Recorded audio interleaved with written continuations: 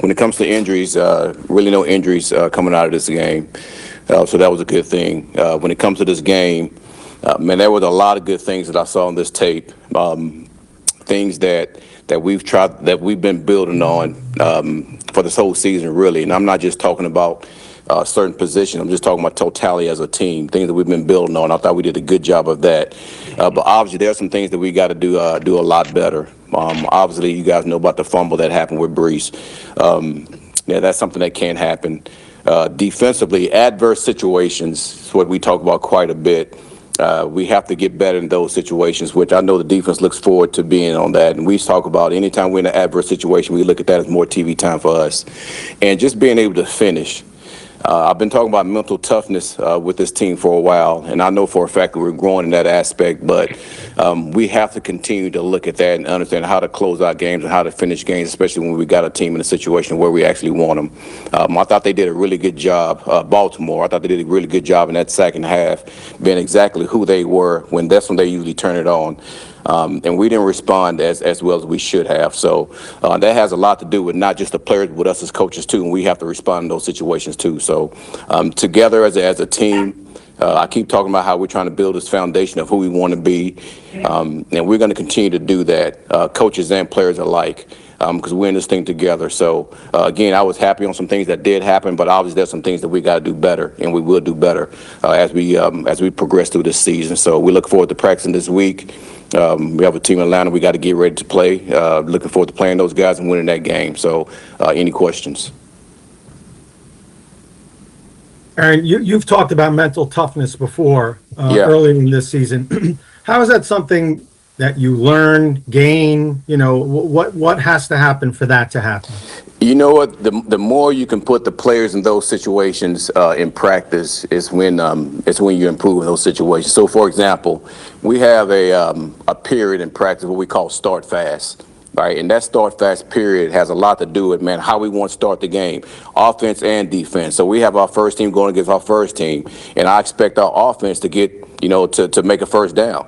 I expect our defense to stop our offense from making first down. So it puts both sides in a situation where, man, we got to compete and we got to win, and that's one way of earning mental toughness, or actually getting better at mental toughness. We do a 2-minute drill every Thursday, and we all know what that is.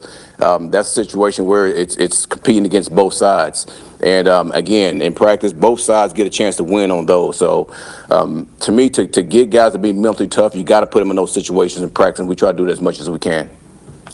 Aaron, just piggybacking off of that a little bit, when Yep. you go through a season like this and you're in a stretch where you're kind of playing out the rest of the season, do you use these last few games to see who are these guys that are going to ride with us, like moving forward, and you can determine who will be part of that foundation moving forward?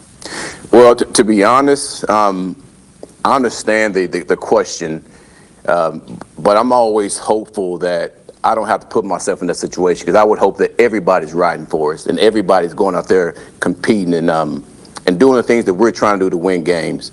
And I firmly believe that as players, you have a one-track mentality as far as, man, I'm out here to win every rep. I'm out here to win every game, and I'm not just tanking it, going into the next season. So, and I would say this, man, I am proud of the way our guys are going out there and competing their ass off.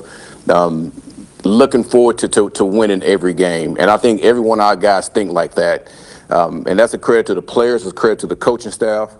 And listen, I firmly believe that's what our guys think. Man, they want to go out there and win every game, and they're not, there's no quitting in none of these guys. Hey, AG, I just had two unrelated. One was, I was curious. I know you didn't get the result you wanted yesterday, and you didn't get in the end zone as many times. But what did you see out of Tyrod yesterday? Anything? What were the things you liked out of what he brought to the table? Yeah, I thought he operated very well as far as getting the guys in and out the huddle. I thought there was a tempo within that that I thought he did a good job of.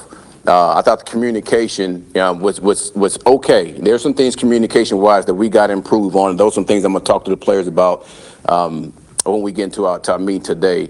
But I thought as far as him handling the situation, especially coming off the week that we had, as far as him being the guy and him doing every play, I thought he did a really good job for us. So look forward to seeing how he's going to operate on the move forward. Because I know you guys are going to ask me that question.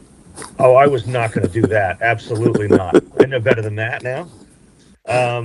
So I related to Woody, I know you speak to him. You've told us you speak to him pretty regularly. Yep. Obviously, you've been going through these games and not winning games. You're seeing progress. You're talking about what you're trying to build here. Can you describe, because he wants to win now, obviously, as everybody does. How can you describe how he is with that in terms of his understanding of where you want to try to bring this thing, and is he seeing in your eyes the progress that you're seeing?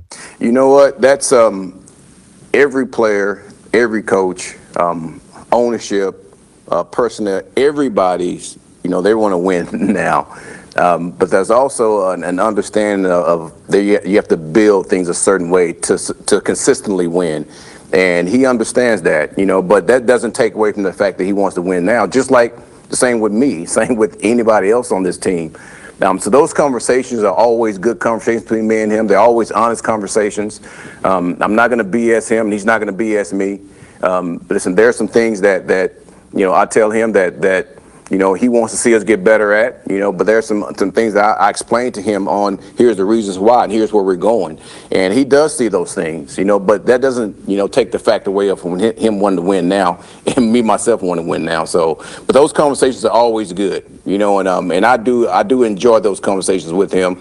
And that's one thing I do respect about him as a man, that he's going to tell me exactly what he thinks, but he knows in turn I'm going to tell him exactly what I think also. AG, what's been the key to the improved rush defense? And you've had some changes there on the defensive interior, and guys been stepping up. And can you speak to the brand of football you're seeing right now on that side of the ball? Well, you just said it. There's a brand that we play with, and I've said this before. When you create a brand, it really doesn't matter who's in or who's out, because everybody understands exactly how we want to play.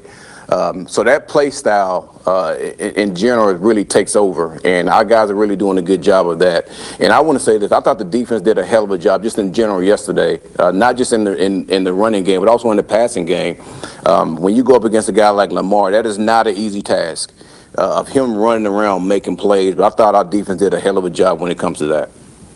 Aaron, you talked about how you want to win right now, obviously. Yeah. And how difficult is that for you? And I guess for everybody that, I know you weren't here for all of it, but your team clinched the 10th straight losing season, but you're trying to build something so that doesn't happen anymore.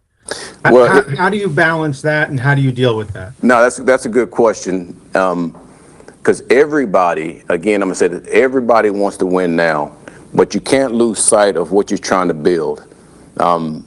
And listen, you can easily just, go get a bunch of players from the outside and bring them in, and man, you might win just off talent alone. And you're not going to win a lot of games by doing it, but you'll win some games by doing that. But it's the foundation of what you're doing really set of who you are and what you're trying to build.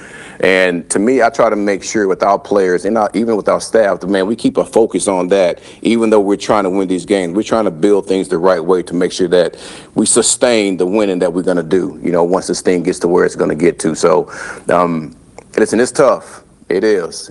But we also have a forward-thinking mentality as far as, man, here's where we're trying to go. And we have a vision of where we're trying to go, and we try not to lose sight of that. Take a couple more. Why has Metchie been able to come in and be productive right off the bat? Listen, he's come from a program at Alabama, which you guys know, that's embedded in him on how he has to work. There's a lot of people who really don't see what he do behind closed doors, and he's here every morning, 6 o'clock in our indoor catching 300 balls. So if you put all that together with a lot of other things that he do, he's going to be successful. And you look at the things he's overcome. I don't know if you know his history, but he had an ACL. Man, he fought a battle with an illness, and he's come back from all those things. So success is in his future, no matter what he do. And I'm not surprised at the success he's having right now. Take the last one from Costello. Aaron, I understand Breece can't play every play, and you got running backs that have roles, but I think some people would look at 4th and 2.